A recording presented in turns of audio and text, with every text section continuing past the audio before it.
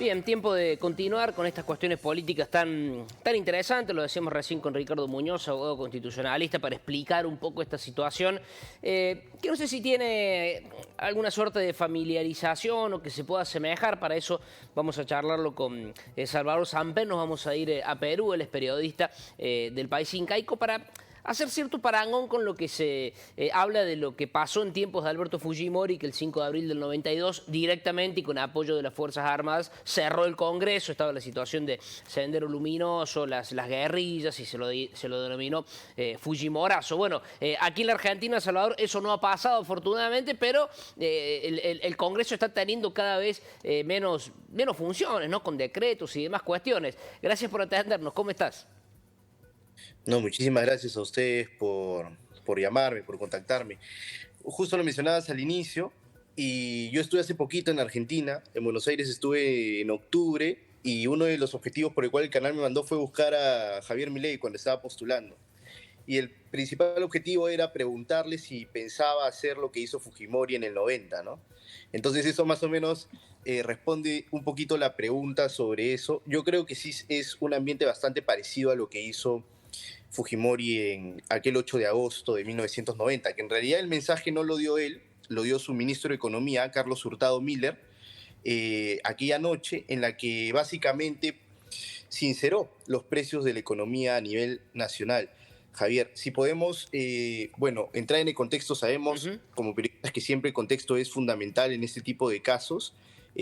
Lo mencionaste muy bien, Sendero Luminoso era prácticamente lo que más aquejaba al Perú en aquellas épocas, porque sabemos que si no hay paz social, que si no hay orden, obviamente es muy difícil que la economía salga a flote en un conflicto social de semejante envergadura como significaba la guerra interna frente a Sendero Luminoso. Pero también veníamos de antecedentes bastante notables, como era la hiperinflación que dejó gobiernos anteriores, como el de Belaúnde, en el 80 y en el 85, sobre todo el gobierno de Alan García.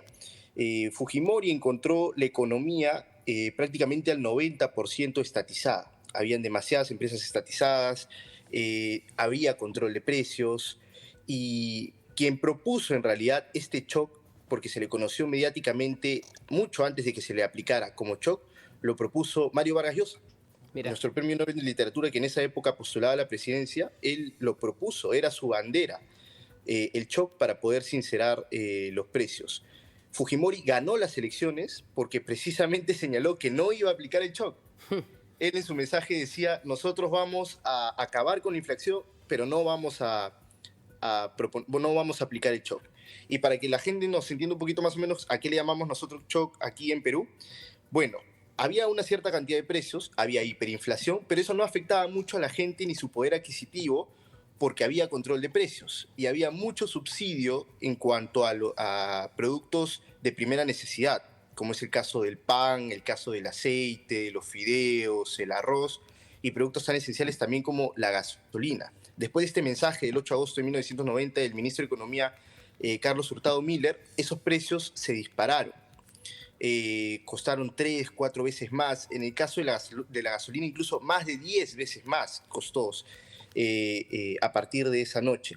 Y ese mensaje, aquí el ministro de Economía lo cerró de una forma bastante particular, diciendo que Dios nos ayude, porque realmente fue eso para la población, fue un terremoto socioeconómico que casi nadie se esperaba, porque precisamente fue una propuesta de campaña que no se iba a aplicar, porque lo que implicó para la gente ese golpe fue bastante duro, ¿no? Ya después parece que Dios sí nos ayudó porque sobrevivimos como país, pero en ese momento, estamos hablando del 90, fue algo que sí afectó muchísimo a la población. Totalmente, ¿no? Y bueno, se podría hablar un montón de Fujimori por, bueno, que recuperó la libertad recientemente, cuestiones que hizo, delitos de lesa humanidad con el tema de las castraciones y demás, pero bueno, no es un poco el tema por el cual hablamos, Salvador, y te quiero preguntar, en términos de tu experiencia aquí en la Argentina y haber estado cerca del mundo Milei, al menos por tu trabajo, ¿qué impresión te llevaste? Porque al igual que Fujimori, Milei es un outsider de la política. En su momento, hablamos de 30 y tantos años atrás, ganó con una propuesta, digamos, de corte más bien populista de derecha, con esta historia que ya conocemos, pero ¿qué impresión te dejó tanto Milei como todo su séquito, digamos? Sí, tratando de hacer el paralelismo, yo creo que Alberto Fujimori y Javier Milei son políticos completamente distintos. Lo único que podrían tener como similitud son las medidas económicas bueno, que Fujimori tomó en aquel momento y que Milei ha tomado ahora. ¿Por qué son completamente distintos? Porque Alberto Fujimori recién fue un personaje conocido 8 meses antes de que se realizara la elección. Él era decano de la Universidad Nacional de Ingeniería. Alberto Ujú. Fujimori es ingeniero de Sí, sí. profesión. Lo conocen 8 meses después. Nadie esperaba que pasara la segunda vuelta. Y es más, yo no recuerdo porque en ese momento todavía yo no había nacido, pero sí revisando la historia podemos darnos cuenta que todos los medios internacionales habían venido para ver a Mario Vargas Llosa como ganador. Claro. Y Fujimori fue quien terminó dando el batacazo. Y por esto que sucede, como también sucedió ahora con Pedro Castillo, las encuestas no previeron que Alberto Fujimori iba a crecer como creció, y la clave, como lo mencionábamos, fue que la población le creyó que efectivamente no iba a ocurrir el shock, ¿no? Yo a Javier Milei lo conozco como personaje mediático hace 5 años aproximadamente. A mí me gusta mucho la televisión argentina, la prensa argentina en general. Yo lo sigo desde hace bastante tiempo. Y Milei siempre ha aparecido no solo en los programas políticos, periodísticos, sino también en los de farándula o de espectáculos, como lo podemos mencionar. Entonces es alguien que se ha mantenido en el espectro social, por decirlo ya desde hace bastante tiempo, y poco a poco ha ido ascendiendo, primero después como diputado, luego en la campaña presidencial, siempre poniéndose en las antípodas del kirchnerismo, pero es un personaje que siempre ha estado en la esfera pública, por llamarlo de alguna otra forma, radical, despeinado, muchos lo llaman loco, etcétera, pero siempre se ha mantenido ahí y es una persona a la que ya se le conocía. Ujú. Entonces, ya se sabe a qué postura iba. Lo de Fujimori fue una completa sorpresa. Y eso más o menos es lo que yo sentí cuando estuve en Argentina en octubre y cuando estuve un poco antes en mayo, porque yo fui a Claro. Mendoza de vacaciones en mayo y yo fui, me acuerdo, en mayo a Mendoza encontré el peso a 500 y luego fui en octubre y lo encontré a 1000. Entonces, más o menos la gente ya sabía que se encontraba con Milei. Acá en Perú con Fujimori era completamente distinto, ¿no? Claro. Salvador, estaba viendo aquí en el celular, checando la inflación de Perú, creo que es, si no me equivoco, del 3,3 o de interanual, por ahí más o menos, está datos de septiembre en comparación de aquí, bueno, es otro planeta. Y a su vez es un país que hace tiempo tiene el mismo presidente del Banco Central y es un país que ha crecido un montón en los últimos años, a pesar de que internamente en lo político han explotado presidentes que han durado prácticamente nada, con un montón de escándalos, y con Dina Boluarte que pareciera haber, no sé si encontrado o encausado algo en términos institucionales, pero bueno, sin que Perú vuelva a ser noticia por los cambios presidenciales. Por último, te pregunto, ¿qué te merita esta situación tan dicotómica de lo económico? Bueno, estar bien, al menos lo que nos llega de afuera en términos macroeconómicos, pero a nivel político con tantos inconvenientes, ¿no? Sí, en el 2020 tuvimos 5 presidentes en una semana. 5 presidentes en una semana. Martín Vizcarra, lo vacan, sale Manuel Merino. Después de salir Manuel Merino, entra Francisco Sagasti. Y después tuvimos las siguientes elecciones. 4 presidentes, perdón, no 3 presidentes. 4 presidentes en una semana en el 2020. Y Perú atraviesa una crisis política bastante aguda desde 2018, ¿no? Desde que vacaron a Pedro Pablo, desde que Pedro Pablo Kuczynski renunció a la presidencia, precisamente presionado por la bancada fujimorista en el Congreso. Y esto es algo bastante bueno para el Perú, como lo menciona Javier, el hecho de tener una inflación baja, 3%, aunque es alta para el Perú en comparación a los años anteriores. En estos momentos nos encontramos en recesión, porque el Perú es un país que se encuentra macroeconómicamente bien, pero microeconómicamente tiene muchas falencias.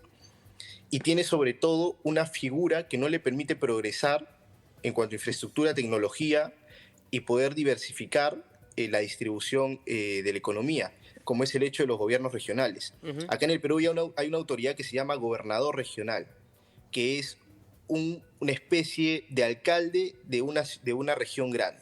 Una región, podríamos entenderla como, por ejemplo, Lima. Lima tiene sus provincias, tiene 8 o 10 provincias, si no me equivoco, y cada provincia tiene su alcalde. Y todos esos alcaldes están agrupados en un gobernador regional.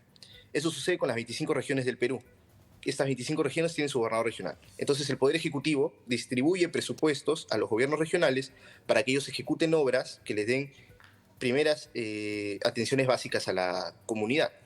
No ejecutan bien ese presupuesto y la comunidad no tiene sus necesidades básicas atendidas: salud, educación, alimentación, etcétera. Entonces la distribución de la economía no está bien hecha y podemos encontrar que hay mucha diferencia entre Lima, que es la única metrópolis que nosotros tenemos en el país, a diferencia de otras partes del Perú, donde no encuentras otra metrópolis, donde no encuentras ciudades tan avanzadas, donde la economía o el Estado no está tan presente en esos otros lugares.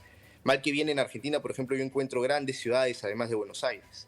Está, por ejemplo, Córdoba, está Mendoza, está Rosario, grandes ciudades a las que yo puedo ir. Claro. Más allá de Cusco, por el turismo, yo vengo al Perú y fuera de Lima no encuentro mucho. Entonces creo que ese es el gran problema de nuestro país. Salvador, un gusto. Hablas de Córdoba y en el 78 Perú estuvo jugando en Córdoba. Los goles de Teófilo Cubillas a Escocia de tiro libre fueron en el estadio hoy Mario Alberto Kempes, y a través de Ricardo Gareca y un montón de argentinos que han hecho patria allí. La verdad que hay una simbiosis especial. Gracias por tu tiempo, felicidades. Y te pregunto, aprovechando la gastronomía peruana, ¿qué se come en Año Nuevo? ¿Qué es lo habitual? Acá, bueno, asados, corderos, lechones, etcétera. En Perú, ¿con qué se deleitan? ¿Con qué bicho de mar, por así decirlo? En la costa, ceviche, ¿no? Bien. Siempre apelamos al ceviche. Como lo has dicho, tenemos una gastronomía muy diversa y en la sierra de repente cada ciudad tiene su particularidad, al igual que en la selva, pero si recurrimos a la costa y lo que come la mayoría de las personas en la costa, ceviche, ¿no? Sobre todo el primero. Muy bien. Para la noche del 31 no hay algo en especial, pero el primero sí hay todo el verano full ceviche. Maestro Salvador, abrazo grande, felicidades y gracias por tu tiempo. Ha sido un gusto. Muchas gracias a ustedes. Un abrazo.